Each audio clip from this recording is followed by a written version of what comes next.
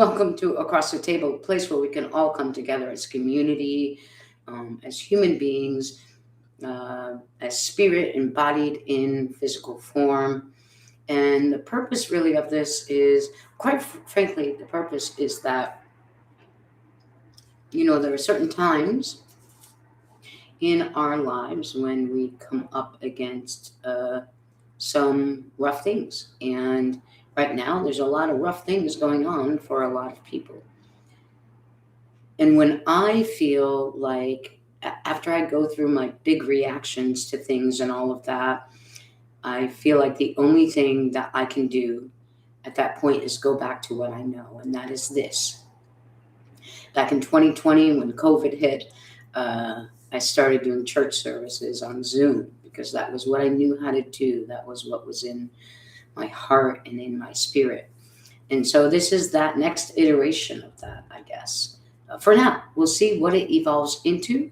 Um, but the idea is that we're here to explore things together, to hold space for each other, to talk about spirit, to talk about um, our experiences as a spirit being human. And again, who knows really? I have no idea. You, any of you, if you know me, you know that I don't really ever have a plan. I just have an intention.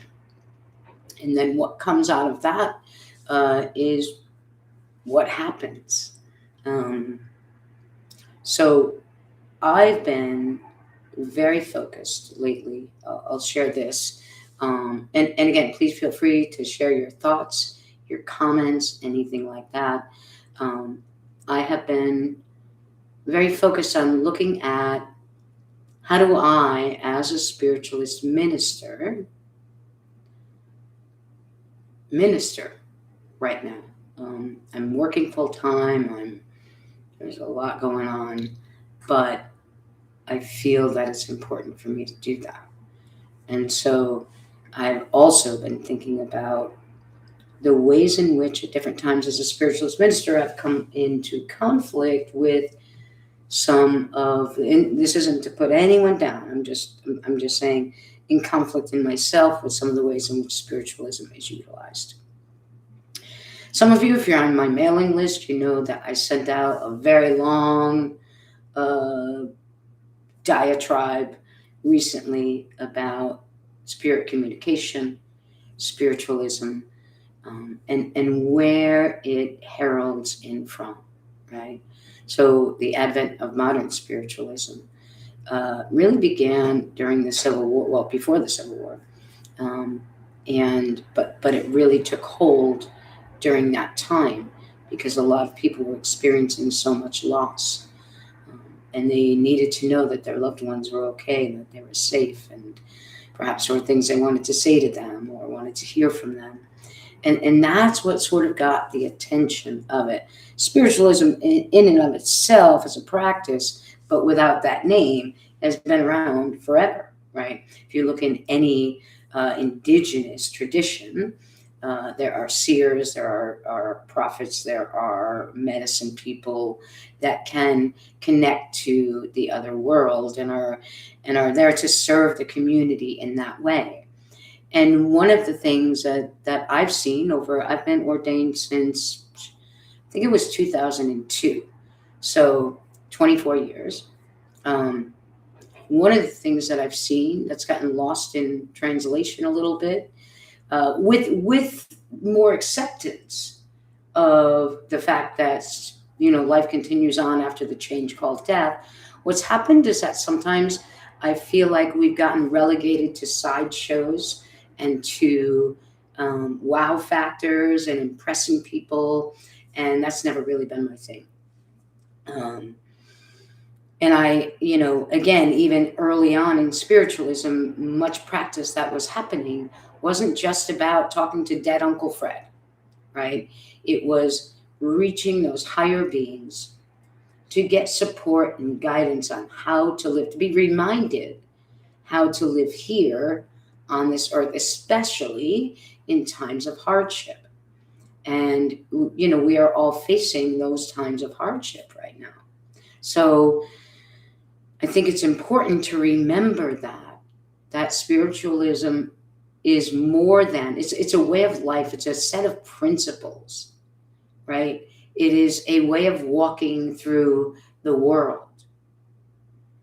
And while I am happy to work with people and confirm to them that their loved one lives on, really I feel like my main ministry is about the bigger picture. And that's not just about me getting up on a podium and giving lectures, although I've been known to give a lecture or two. But it's about creating community. It's about returning to that connection that we all have to each other. And when we can do that, then we are better able to be aware of our connection to spirit, whether it's our ancestors, our loved ones, or whether it's those higher realms. And I hesitate to say higher because I don't want it to sound like better, because it's not. Just like all of us live in different terrain in different places around the world, in the world of spirit, there's many different dimensions, depending on vibrational frequency. There's also sort of many different jobs, if you will, to keep it simple. So I believe that now is another time that spirit is calling to us to listen to them, to seek them out, to remember that we come from them. And I don't mean ancestrally. We come from that world of spirit. So if we come from there, how are we ever separated from it? We're not. We are always connected, intrinsically connected to it. And if you were to imagine that each one of us comes from that place of that world, and there is this sort of thread, if you will, that connects us to that world. If we've all come from that place, then that very same thread connects us to each other. So it's important to remember these things. And whether we like it or not, and there's days I don't like it, it also connects us to those folks that perhaps we see as less than our cup of tea, if you will.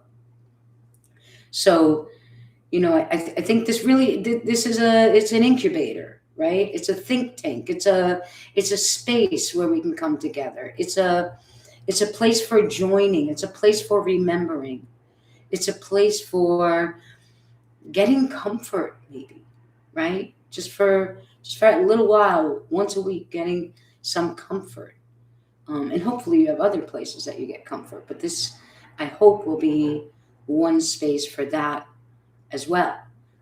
Speaking of, I'm like, I want to move this up because I'm like, comfort. Look, there's Leanne and she. So I get comfort sometimes just from my little things in my home, the things that remind me of who I am and where I've come from. Love always. I'm not sure who that is, but glad you got in here and you got connected here. Love always keep pouring. Love that name. Can't see your face because I'm old. My eyesight doesn't work. So even your image, your picture. Becky, hi, sweetheart. Okay. So this is kind of a place to just see what happens in this incubator, right? See what grows out of this, what things need to be nourished, what things need to be said. I don't know about you guys, but you go on social media, there's all sorts of outpouring of opinions and rage and this and that, and fear and pain. But in my day-to-day, I don't know about you guys, and please tell me what your experience is. I'm curious. In my day-to-day, and I work, other than this work that I do, I work with people in recovery. So I work with people who are learning a new way to live and trying to learn about honesty and transparency and forthrightness and grace and all of those things, right? No one's talking about it. It's kind of like we're either over here going blah, or it's like we don't want to mention it. We want to act like none of it's happening. Um, the truth is, it's happening, right? The stuff, whatever side of the fence you're on, it's happening. There's fear, there's judgment, there's us versus them. There's all of this uh, unease, and really dis-ease. This is dis-ease. We are a diseased society. Here's the thing: didn't just happen. We have been, and that's why I really believe, and I have a real conviction to listening to spirit now as they charge me with this new way or new thing or new project to start, um, to kind of talk about some of these things. And I just want to, again, as a header, I want to say, I'm going to read to you from the Declaration of Principles. Now, for those of you who aren't religious, it's okay. This isn't all about, like, this isn't the Ten Commandments, okay? It's just a belief system. And I want you to understand the container within which, oh, I just saw spirit go past that drum. Oh, I don't even know how to point over there. So this container that I carry with me everywhere, right? And this container that I think can be really helpful to all of us as we navigate these tumultuous times that we're in. So, we believe in infinite intelligence. We believe that the phenomena of nature, both physical and spiritual, are the expression of infinite intelligence. We affirm that a correct understanding of such expression and living in accordance therewith constitute true religion. We affirm that the existence and personal identity of the individual continue after the change called death.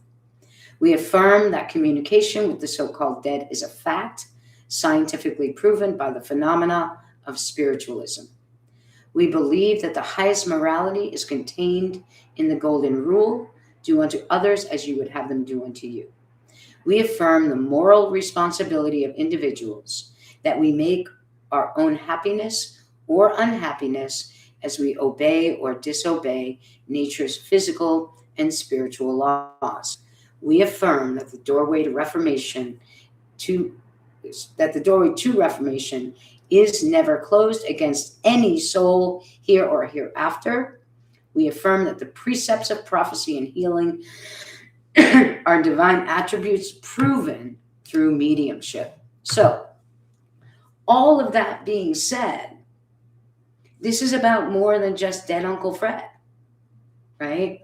And that I believe that there are those spirits, those beings, those entities, whatever you want to call them, that are tasked with being the stewards of we humans plodding along on this earthen plane.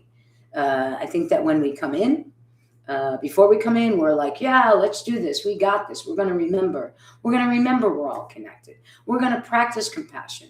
We're going to remember that when things seem tough, that we can get through this. That this is not all that there is. And we're excited about it, right? And then we come down and life hits us. And we're like, what the hell is happening? What's happening here? Where is love? Where is this? Why is this happening? So through exploring these things, through making contact with spirit and spirits, or again, what have you, I believe that this is where we're reminded. I believe it is where hope is found. I believe it is where we find our inspiration to keep on trucking, so to speak. And I believe that this is being called for from spirit. So I want to pause from my talking. I'm going to take a sip of coconut water, actually, and see if any of you out there have any questions or comments. How are you? What are you dealing with? What are you going through? How are you feeling?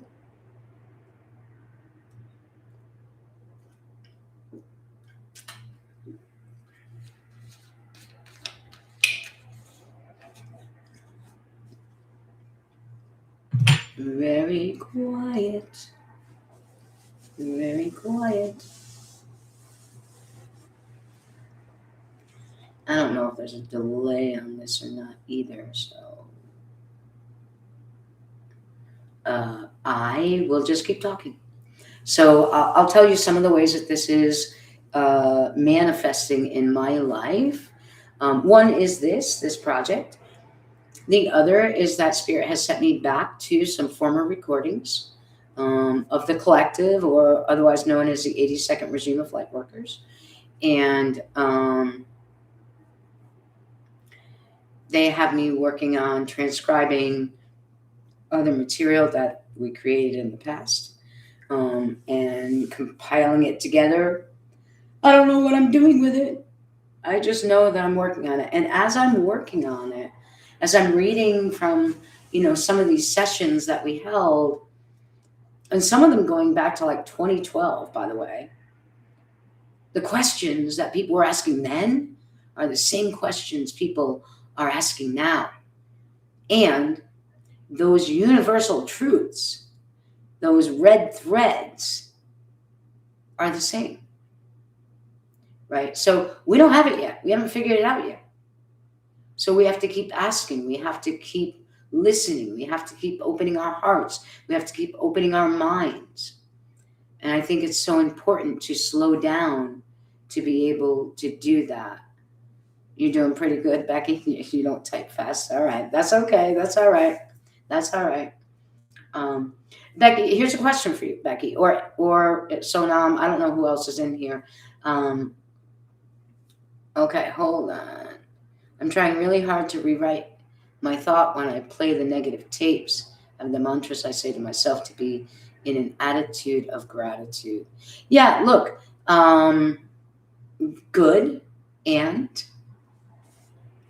because I'm just going to talk in general because I don't know exactly what those negative tapes are. I think having an attitude of gratitude helps in the moment so we don't drown.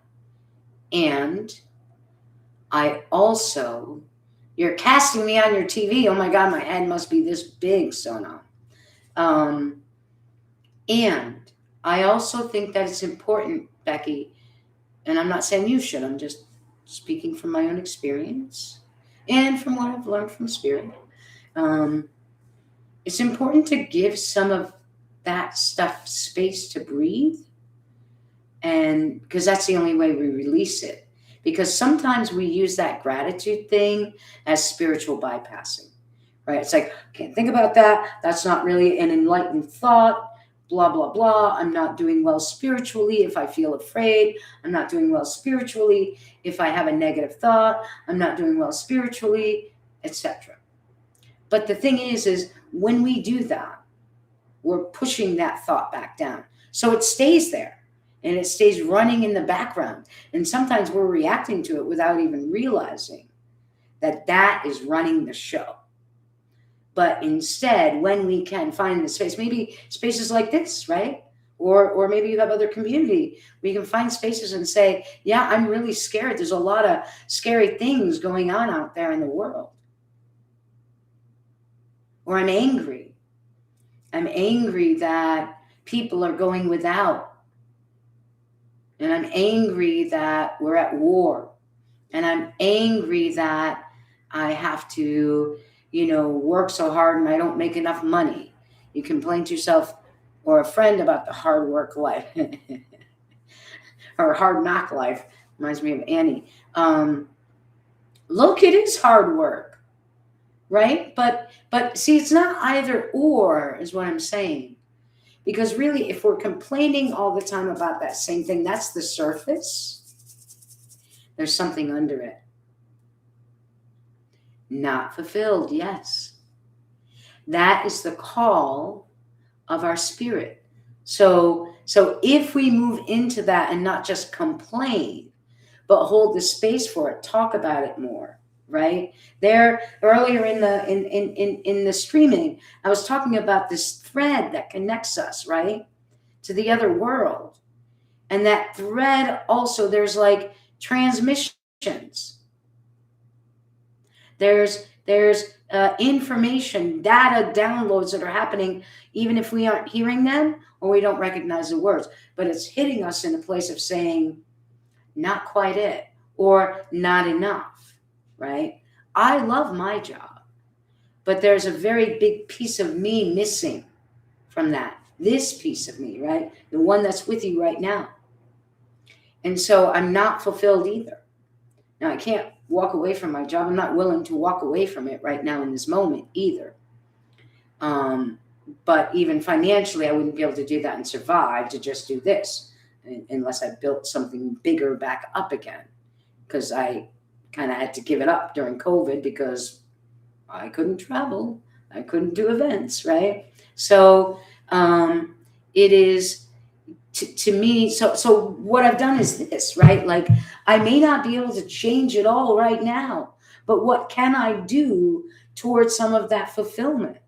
And what does fulfill me? I may not have, see, sometimes people trip back over these things of like, but what is it? What is it I want to do? What am I supposed to do, right? And that can become a barrier, can become something that keeps us stuck. So there's a lot of things I want to do. But what can I do today toward that, or to fill this little piece or part of it? Do you understand what I'm saying? So if I just am focused on, and believe me, I have been before. Oh, this isn't fair. I had a pretty good business before. I could support myself. And I could travel to wherever I wanted because I could do events there.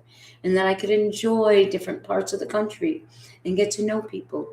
And then COVID came. But all that's true. And if I get caught in all of that, then I just get caught in self-pity. So the answer isn't, I need to be grateful I have a job. Yes, I'm thankful I have a job. And I can also do something different, right? I can also commit myself to something that fills my heart, whatever that is. And maybe I try something and that's not quite it, but it's going to get me a little bit closer to what is it, right? It's going to get me closer to that thing that's rattling in my bones saying, hey, wake up. Don't forget about me. Don't forget about this part of me that needs to breathe, that needs to express, that needs to, really complete my blueprint or follow, and not complete it probably in one lifetime, but follow my blueprint, right? That my soul set out when it incarnated. Does that make sense? So sometimes we just say, well, what is something that makes me happy? What is something that when I do it, I feel fulfilled, or I feel like I have purpose, or I feel like it matters, or at the end of it, I feel energized, right? That's one thing. That's one of my measuring sticks.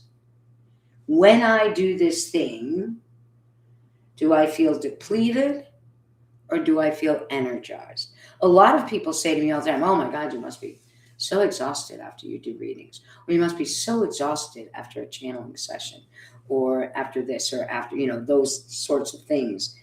And the truth is I'm not. I'm energized because I'm not taking from my own energy.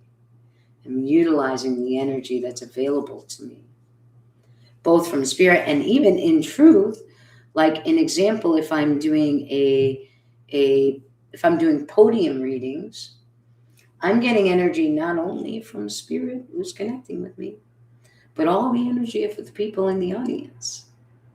So I don't have to worry about that. Yeah. What else? So now come away from your TV casting and ask a question or make a statement. You always have such good things to say. This is interactive. Y'all know I bore myself. So I need you to throw me out worms sometimes, or I feel like I'm talking too much. Imagine that I'm doing a YouTube live and I'm concerned about whether or not I'm talking too much. Go figure, right?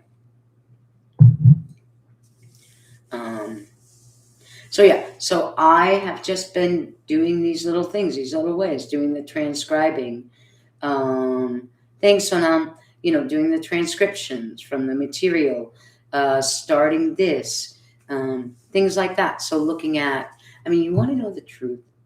The truth really just hit me this morning, or last night, maybe. Last night. If I had my druthers, here is my dream at this point. And it's not even a huge dream.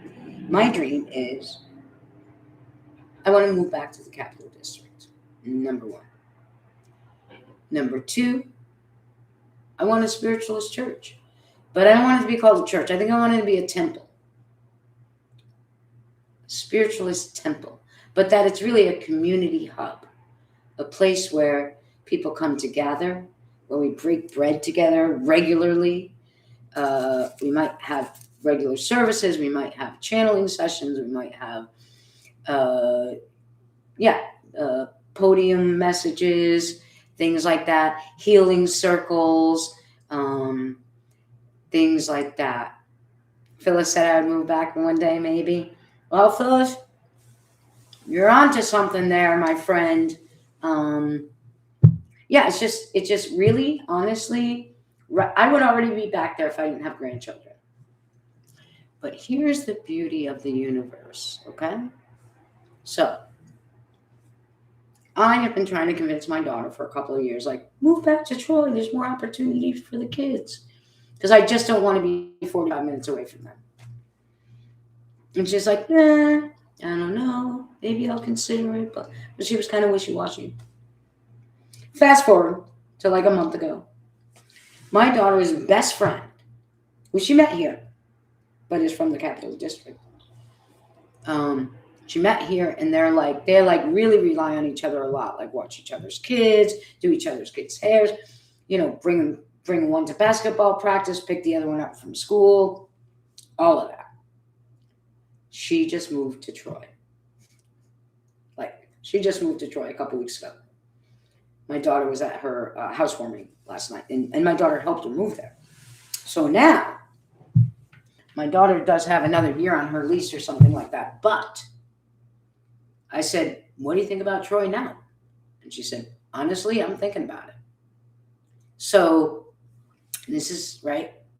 I like to think of the universe conspiring. Because the other piece is this. It's not just about, I want to go back to Troy. That's what I want. There's that, remember I was talking about that pull? There's that pull. I feel like my time here is coming to a close in the Berkshires. Doesn't mean I won't be here. Doesn't mean I don't have friends here. Anything like that.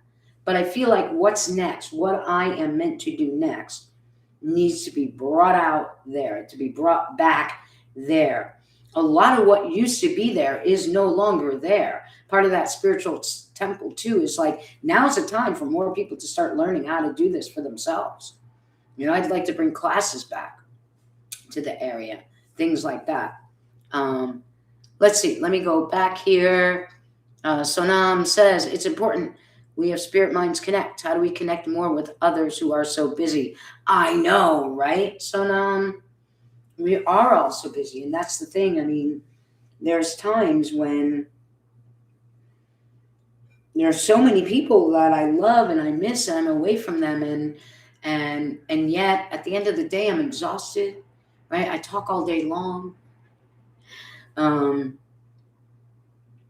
I don't know the answer to that for you or other people. What I can say for me is that I am consciously creating time so that even if it's like this right now, right? A gathering space. I can't necessarily get over the mountain all the time or even frequently. And even if I can, it doesn't mean everyone's all together. So just creating a space, a communal space for making that reconnection in that way and making new connections, hopefully, um, to feed our hearts, right? Because I think a lot of what's been happening is that our hearts are hungry, man. You know, when you think about energetics, you think about how energy impacts us. You think about all of the chaos around us. And those energetics impact us. And the heart needs to be filled, just like our cars need to be either charged if they're electric, or we need to put gas in them if we want them to move, right? So the heart needs filling. And human beings have always relied on and done their best in community, because no one person is an island, right? I mean, people have done it, people can do it, but people thrive more in community. My good friend and brother Malodoma used to say that if you don't have community, there is no mirror to witness to you bringing your medicine into the world, your gifts into the world. And so community is so important. And right now in the world, I think it changed some with COVID, and I don't think it's ever bounced back fully. I don't think it's ever bounced back. People go home at the end of the day and they're just like, I'm not going out. I can't. Right. So it's about finding the more creative ways to be able to do this. And I don't think that we've really given space and room. I'd be interested to see what the collective has to say about this at some point. You know, we've talked about the impact of COVID. We talked about it during the height of it. We talked about long COVID in terms of physicality. But what about long COVID in terms of the psyche and the changes that we had to make, and some of the things that just never came back, and some of the ways in which we and small children, young people, were divided from each other. We walk around complaining about, oh, everyone's always on their devices. Some people had to do that to survive that. And now it's a habitual way of relating to people or of coping. And this is why I think it's so important that we get back to basics here, that we get back to the type of communal living where we are connecting with each other and with spirit. What do you guys think? Also, just bear with me because I do have a cough. I was sick a while ago. But anyway, my throat, I don't know how long I'll be on here because my throat gets sore quickly because I've been struggling with some very severe GERD. And yeah, I'm only just starting to be able to eat again. So my voice box gets tired really quickly. So I'm just going to wet it a little bit more.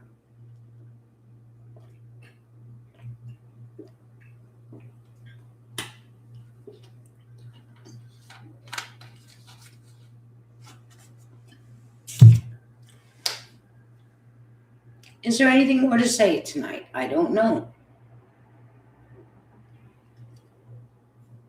What are some of the things that you need? What are some of the things that you want to talk about? What are some of the things that are missing in your lives?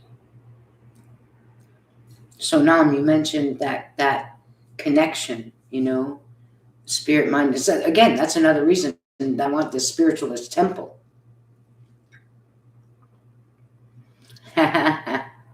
Yes, your dad, Clarence, would say that. And that would work.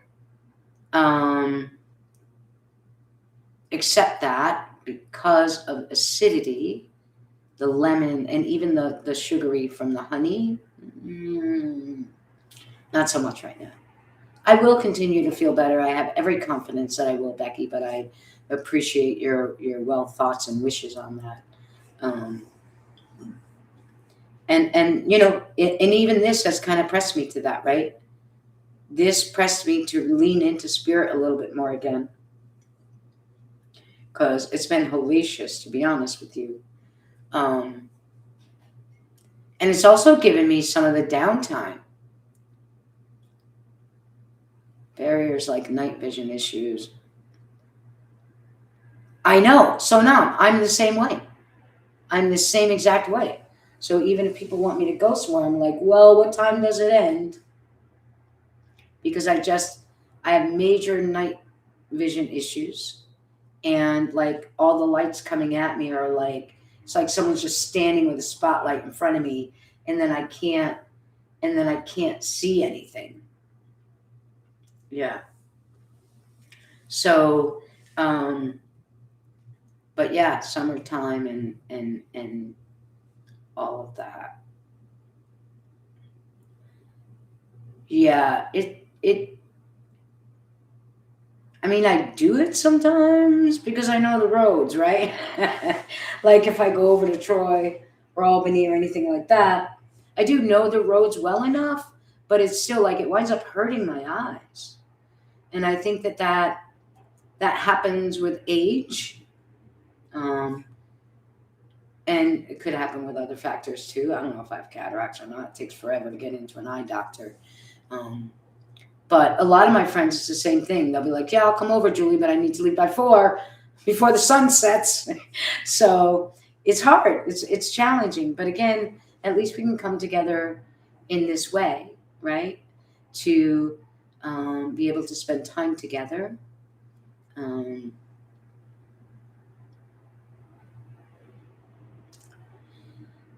yeah, more in person stuff. I mean, hopefully summer's coming. Hopefully, um, not sure yet, but and then we can do things in person. But for now, right, rather than waiting for a time, we create a time, right? We create the space because it cannot land in front of us if we aren't walking toward it, if we're just waiting for it. And again, that's why I'm doing this right now, right? Like, I mean, I love doing this stuff anyway, you guys know that, but I can't do all of the things right now. But here's a piece and a time that I carved out that I know I can do. So that's what I'm doing for now.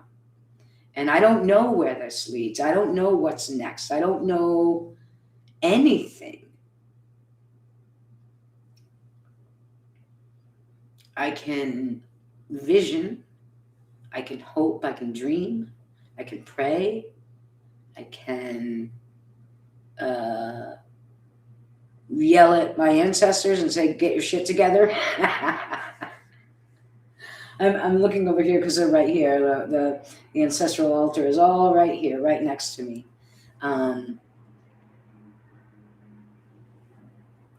and it's funny because like even the nighttime thing, right? So now it's like a lot of the spirit things that we do, right? Like circle seances, better held at night because you can see more.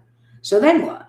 I don't know. Maybe we're going to have to come together. Maybe the spiritualist temple is going to need to have like a dormitory or something so that those of us that are older don't have to drive home afterward. Or we have a livery so that people can be brought back home. I don't know. Um, but I don't believe it's impossible. I don't know. How do we make it happen? I don't know. Um, but just because I don't know right now doesn't mean it's not feasible, right? I miss those circles. I miss those times in that space. Yes, I can sit in front of my altar. Yes, I can call on the 82nd regime. Yes, I can have visitations from other things. I had a turkey vulture in my living room the other night, in spirit, of course. I all of those things, right? I can have experiences, but when it's had with other people, still way better. Still way better. It's kind of like if you have a nice piece of pizza. I'm not really a pizza fan, but that's the first thing that came in, right? You can, it's like, oh, this is really good. But when you're with someone else that agrees with you, and then y'all get to make all the noises, and then it tastes even better. Like, oh man, right? And then that which was delicious becomes uber delicious because you're sharing it and you're sharing the experience with another human being. So it's the same thing with spirit, right? Sharing it with another human being, remembering together where you come from, finding that place of hope, or even finding the place of grief together. That's another thing that's not talked about enough, grief. Especially those of us who believe in life after death.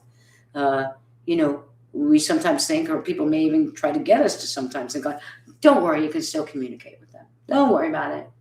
Yes, that is true. And it doesn't mean that we don't miss their physical presence.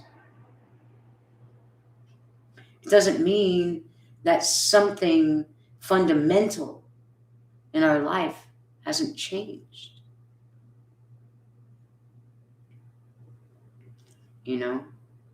I still think about, one of my mentors, Steve Robinson, who just died a couple of years ago. Still haven't gotten this picture up on that altar, but I will.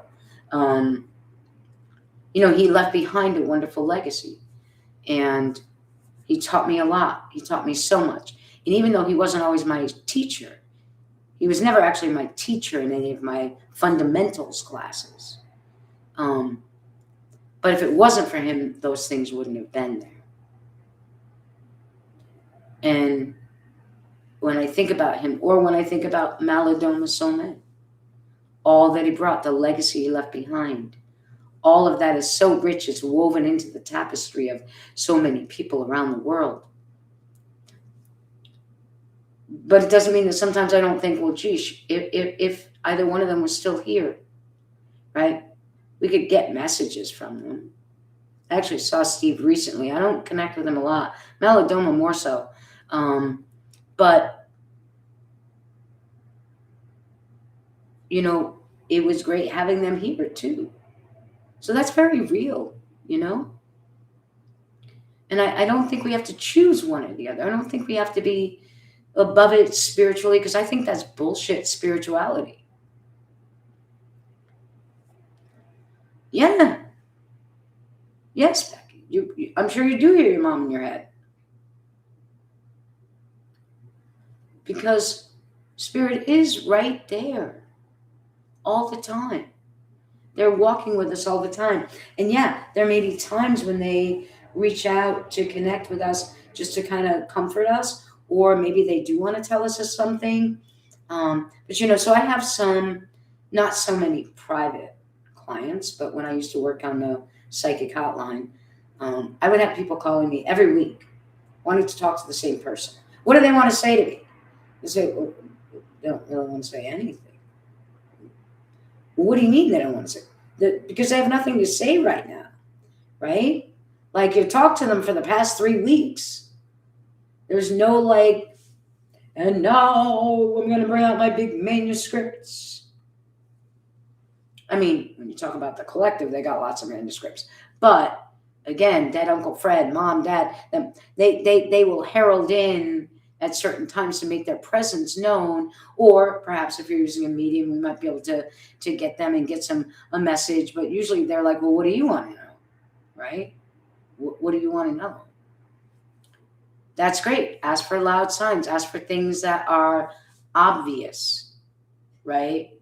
Now, a lot of people associate red cardinals, right, with their departed loved ones. And sometimes they are. But that doesn't mean that every time there's a red cardinal, it's someone's loved one, because there are red cardinals in the world. Right? I love crows, and there's crows all around here in Capital District. There's so many crows, right? But my mom and I had a very special connection to crows. But I also have a connection to crows just in terms of the magic world. But it doesn't mean that every time I see one, it's that. There's a certain behavior. There's a certain, maybe I'm having a specific thought and suddenly it flies over me and caws, or it flies and lands and stares at me, right? Those are the, if it's a crow, that's something I'm looking for, something a little extra in there. It's always good to ask for loud signs. And it's also good to learn how to attune our bodies to them when they are around. Yeah, so there you go. Very cool, Becky. You know, we can also, over time, move beyond signs. I mean, okay, listen, sometimes my people give me signs because I'm ignoring them. I'm usually ignoring them intentionally. Because I'm like, y'all, I don't have time for whatever job you're going to give me to do. All right? You guys know me well enough to know that sometimes they send me on wild goose chases. And I'm like, I don't have time for that. I have a job now. When I used to travel, I would tell my daughter, oh, I'll be back on Tuesday. And she would always laugh at me. Because she'd be like, Mike, I know you're going to call me and be like, so I guess I have to go here. And that's what would happen. And sometimes I would be sequestered for days, weeks in other states or places, or I have to make my stay longer. I can't. That's why I don't take spirit road trips right now, because the other pieces, honestly, I can't tell them no. I will tell them no, but I always give in, and they know that. They know it. I'm like, fine, you jerks. I'm gonna get in trouble. I do remember one time when I did have a job before I left that. I left it shortly afterward, actually. Had a job, took a few days off for vacation. I think I was. I don't think it was one of the times I did a workshop at Lilydale. I think I was just going up to Lilydale to spend some time. And I was with a friend of mine, and we were coming back, and I'm like, crap, we got to get off the highway. We got to go somewhere. And she's like, really? She's like, yeah, let's do it. So then we wind up in Seneca Falls, and I got to go to this museum place, and then I get all emotional from another lifetime or parallel lifetime, and I'm all fucked up. I was supposed to be back at work at 4 o'clock that afternoon. It's like after that, and I'm still in Seneca Falls. So tell me how you call work and be like, so Spirit sidetracked me a little bit. I didn't say it like that. I said I ran into some issues with travel. But so I can't really go on these journeys right now because they may make me lose my job, because I'll listen. Because they don't have a sense of time. They'll be like, hey, since you're out here, why don't you turn left? But those were some of the best times. I love spirit journeys.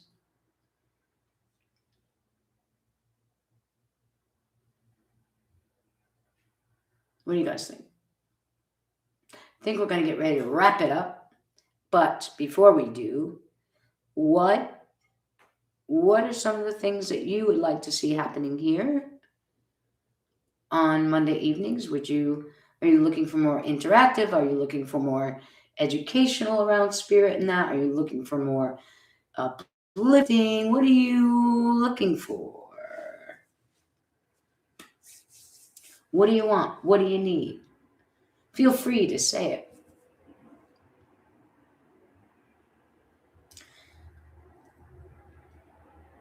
How do we tune in more to hear those messages from spirits guiding us? Well, I'll tell you, I'm going to give you the starting point, right?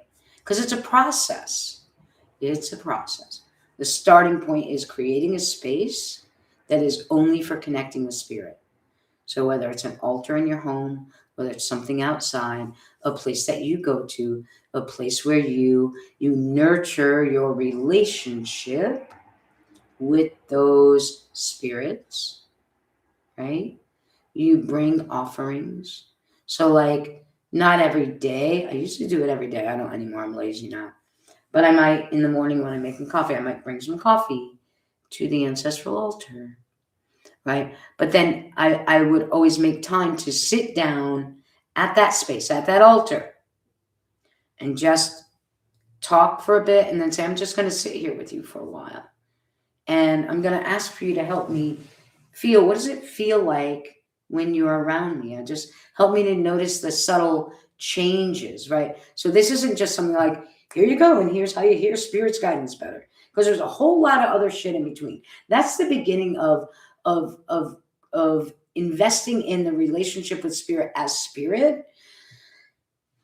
But there's a whole lot of other stuff, because the more noise we have in here in ourselves, the harder it is for spirit to get through. So Nam, you might remember this. You might remember this saying from all the classes and mentoring, right? We can only go as deep with spirit as we're willing and able to go within ourselves and another person. In other words, we got to do healing work. We've got to, deal with ourselves. We've got to not be afraid of those feelings. Because here's the thing, the spirit uses feelings and emotion to connect to us. So if I'm afraid of certain feelings, then I'm going to have blockages up. And if I have a blockage up here, just because you can see this part, it doesn't mean part of this isn't blocked too. You understand? It is hard to keep the day jobs. Hard to keep the day job sewn on when you're doing that. Medium circles, yeah. I'll say this. If you're Sonam, are you saying you'd like to have that on here? I'll say this. I would probably do some messages on here and allow other people to. I am a purist. I am a purist when it comes to sounds, right? So having a mediumship gathering is one thing, right? And doing that stuff, great. Circles, it's probably just semantics. But again, like, I reserve that stuff for in person, because there's so many other things that happen when our energy is actually together in the same. And you've seen this, Sonam. You've sat in enough circles with me to know, right? You've sat in enough circles with me to know that when we are collectively together, that ectoplasm that's there, the physical phenomena that happens, the seeing, the hearing, the feeling, the movement of the trumpet, the drumming that we hear when no one's playing a drum. And so I'm a real purist in that way. And again, I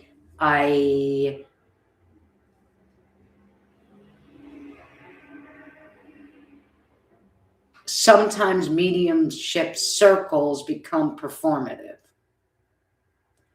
And I am absolutely, you already know this, anti that. Completely anti that. So, yeah, I mean, I think mediumship circles here on YouTube might be good if we're like reaching beyond dead Uncle Fred, right? How many years have you heard me talk about dead Uncle Fred for? So no, probably since, when did I meet you? My goodness, that was a while ago. Was that 2010? So no, was that 2010, 2011? Something like that. Yes, Becky, lots of noise and distractions in daily life. That's why you need to create a space that's only for that, so that you can step away from it, right?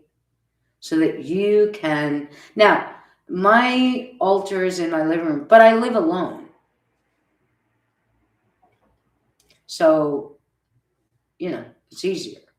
When I didn't live alone, I created spaces that were only for me. Or I might have a sanctuary, I might have a room, and I'm like, don't anyone come in. I'm going in there to do my thing. Or maybe I would go out in nature. I go out in nature a lot, really to connect more with that indigeny. But, there's certain places where there's certain trees I went to, or certain whatever. Yeah.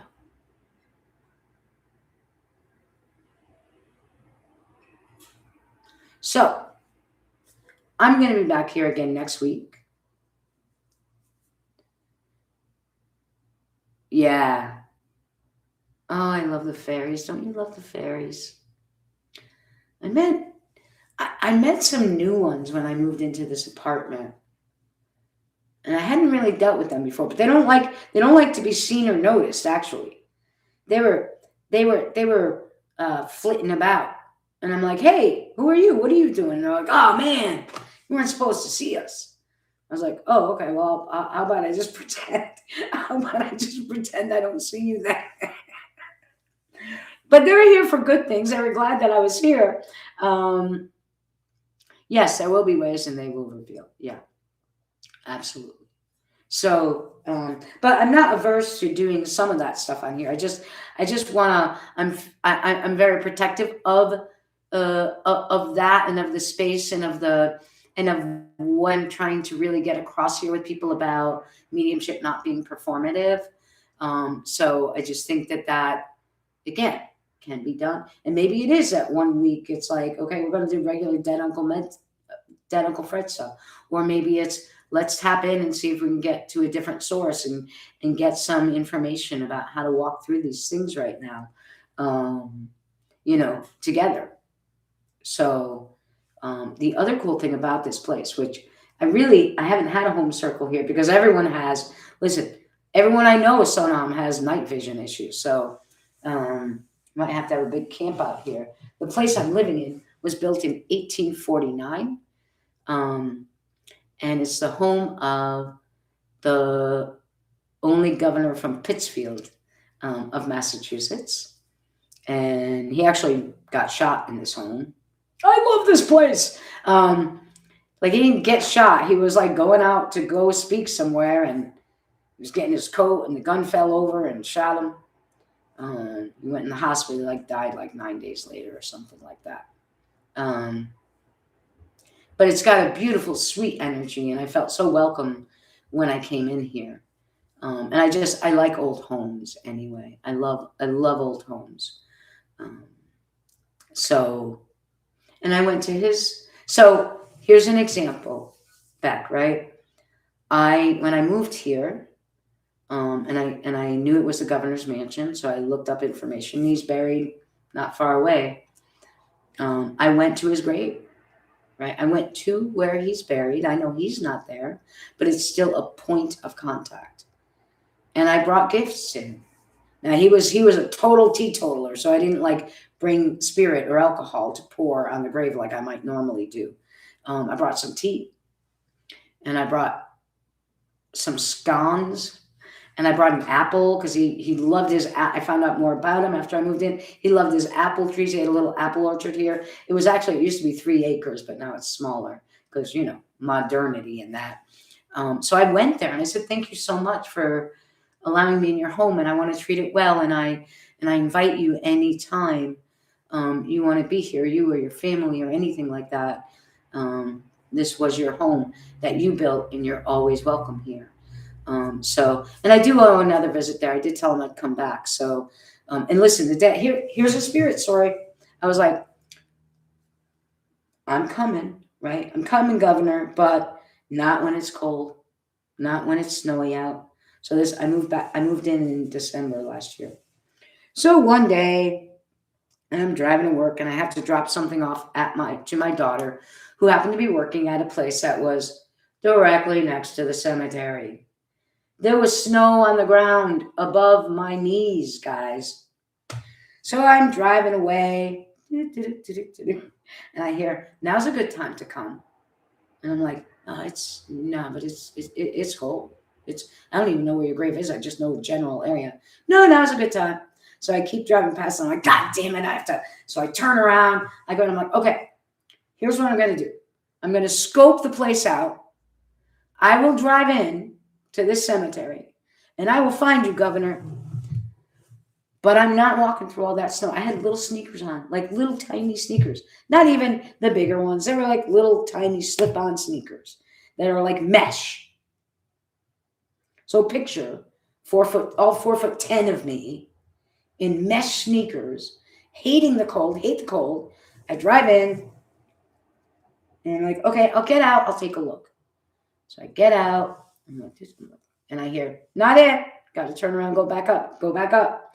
I'm like, well, I'm going to get in the van. No, it's easier just to go.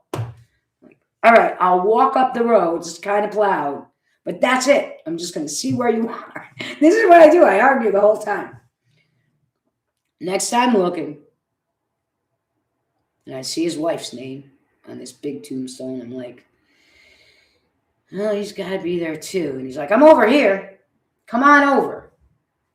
Who goes trudging through 2 feet of snow with their little sneakers on to deliver these gifts? So I'm like, because I didn't have the gifts because I wasn't going to do it, right? So I had to go back, get some, and then bring them back.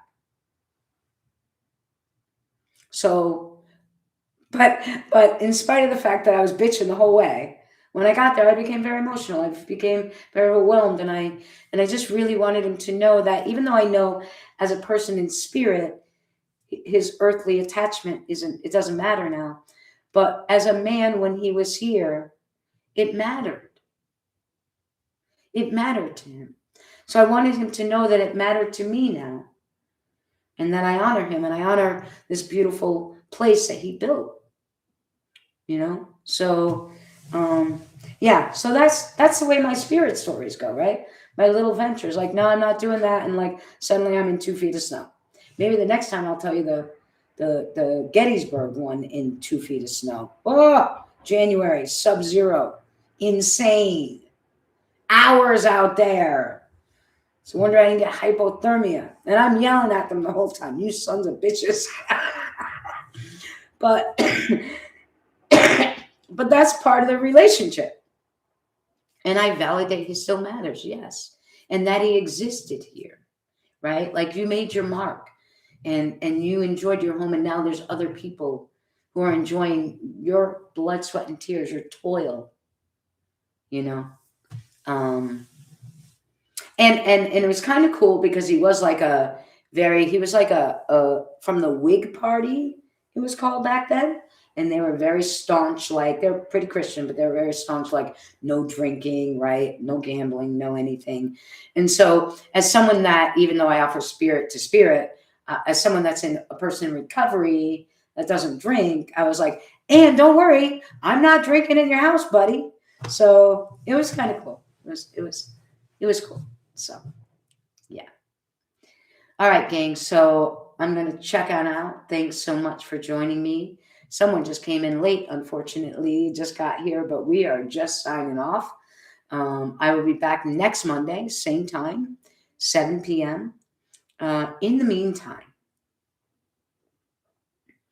don't forget to listen to those little pieces of you. Sometimes when you feel like you're just being curmudgeon-y, or you feel like you're unsatisfied and you should have more gratitude, maybe take a moment and listen to what your bone memory is telling you. Listen to where your heart is leading you. Because it may come out as I'm unsatisfied, but the minute we jump to I should be grateful, see, we don't have to have one or the other. We shut down that other voice in us. We shut down that piece in us, that part of us that is spirit, that is our creativity, that is saying, hey, don't forget about this. Don't forget to help. Let us help you get there. So don't shut it out. We don't drown in the curmudgeon-y or the complaints, but we listen to what's being said underneath it. And then it is no longer a complaint. It is an investigation, right? So be good to yourselves. Find space, find time, create time. That's what I've had to do. I have to create the time to fill my heart. And thanks to those of you who were here tonight. It was a very tiny, tiny little group of you. But you have filled my heart by spending this time with me on this evening. And I hope you get to join me next week. Same time, 7 p.m. Eastern time. We'll be here right back on YouTube. And bring your questions, bring your thoughts, bring your feelings, bring your heart. bring your grief, bring your anger, whatever it is, bring it all. We want all of you. We want every bit and piece and part of you here. All right. Have a good night, everybody. Many blessings.